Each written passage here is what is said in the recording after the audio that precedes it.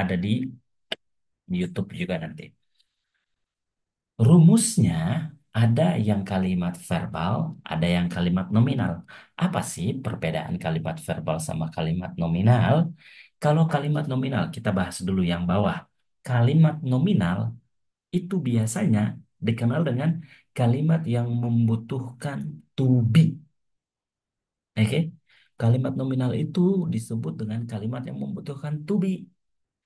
To be dalam simple past itu ada was dan ada were. To be dalam simple past ada was dan ada were. Kapan kita gunakan was? Kapan kita gunakan were? Kita gunakan was kalau subjeknya I. I was. Kalau subjeknya tunggal, perempuan satu. She was atau Wika was. Satu laki-laki. Angga was.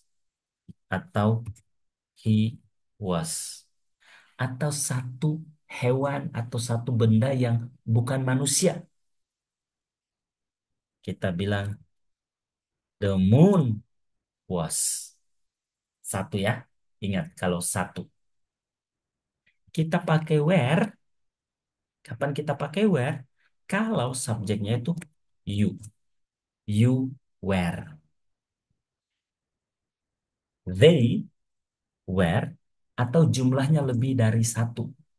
Kayak Angga and Wika were. Atau bisa lebih dari satu selain manusia. Kayak the sun and the moon were. Kapan lagi pakai were? We were. Oke? Jadi rumus dari nominal simple past itu kita pakai was atau were. Setelah itu pakai complement. Complement sendiri ini apa? Complement sendiri itu terdiri dari adjektif, noun, atau adverb. Adjektif kata sifat, noun kata benda, adverb kata keterangan. Kayak saya dulu seorang apa? Saya dulu tuh seorang yang pemalas lah ya. I was, aku nggak ini. I was a lazy person. Aku dulu seorang pemalas. Berarti sekarang udah enggak malas lagi. Atau kita bilang, Wika dulu seorang model. Wika was a model. Berarti sekarang Wika udah nggak model lagi. Oke? Atau kita bilang, Angga minggu lalu ada di Semarang. Angga atau he was in Semarang last week. Oke? Ini ini penggunaannya. The moon was rectangle. Umpama dulu itu bentuknya bulan itu segitiga loh. Apa? Persegi panjang gitu. The moon was rectangle umpama ya. Ini cuma perumpamaan. Hmm. Nah, dulu tuh bentuknya bulan rectangle. Nah, gitu. Oke? Jadi penggunaan was itu yang bentuk lampau, yang udah nggak dilakuin lagi sekarang, udah selesai gitu. Oke? Dan rumusnya ini subjek plus to be plus complement itu sendiri. Nah, kesalahan umum orang, mereka biasanya menambahkan to be baru itu verb satu. Nah, itu salah, nggak boleh. Kayak saya sudah melakukan tugasku. I was did my homework.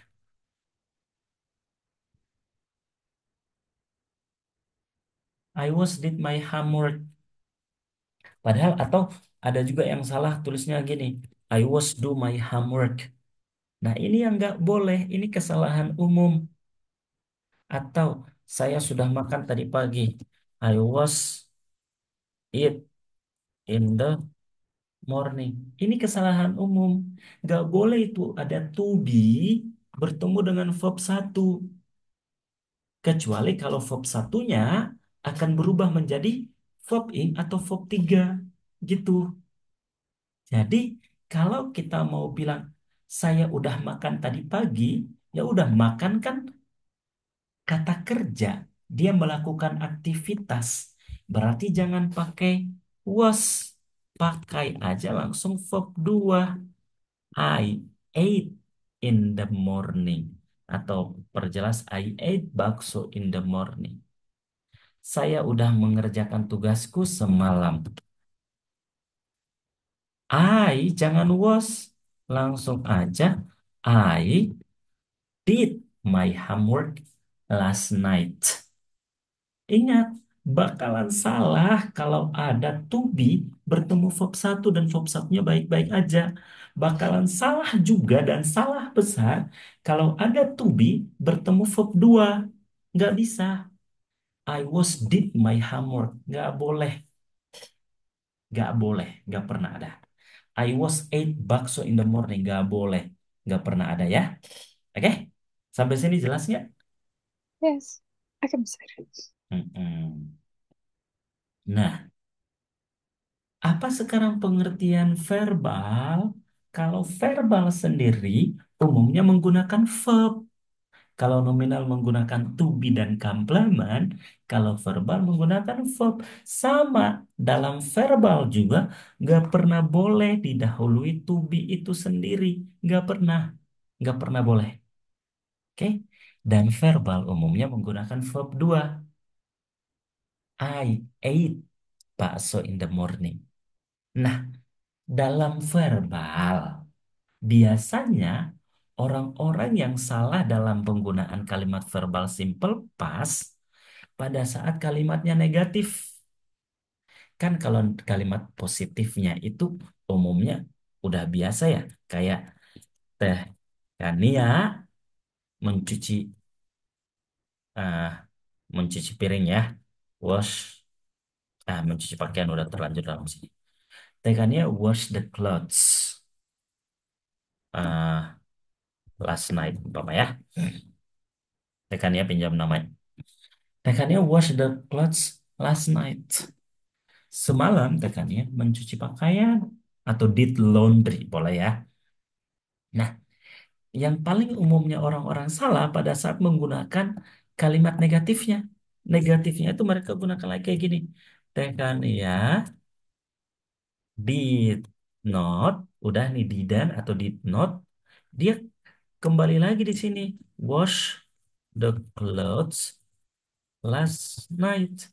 Ini kesalahan umumnya orang. Ketika udah didahului did not, ketika udah ada did not-nya ini didn't, nggak boleh di wash-nya ini jadi verb 2 lagi. Kembalilah ke verb satu. Ini kesalahan umum.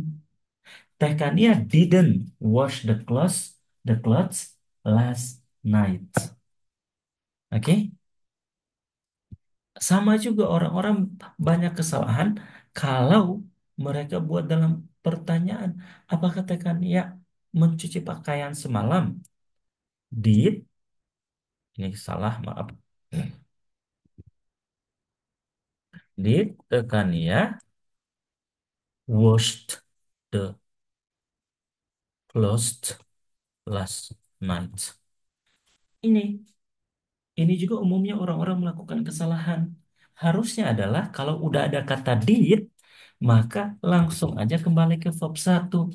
Did Teh Kania wash the clothes last night?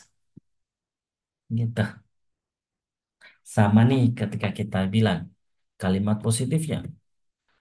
Kita belajar TOEFL bulan lalu.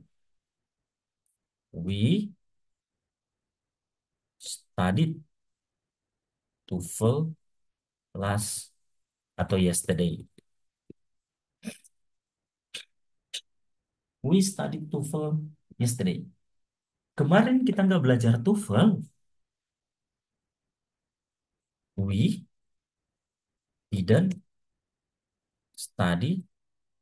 uh, we didn't study TOEFL yesterday. Nah, ini kesalahan umum orang-orang. Apakah kemarin kita belajar TOEFL?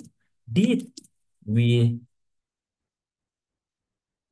studied TOEFL yesterday? Ini kesalahan umumnya orang. Kenapa dibilang kesalahan umum? Karena udah didahului didn't, studinya masih dijadiin verb 2 lagi. Padahal harusnya mah nggak usah. Kalau udah didahului didn't, udah menggunakan didn't, maka pakainya verb satu wajib. We didn't study TOEFL yesterday. Did we study TOEFL yesterday? Oke, sampai sini masuk teman-teman.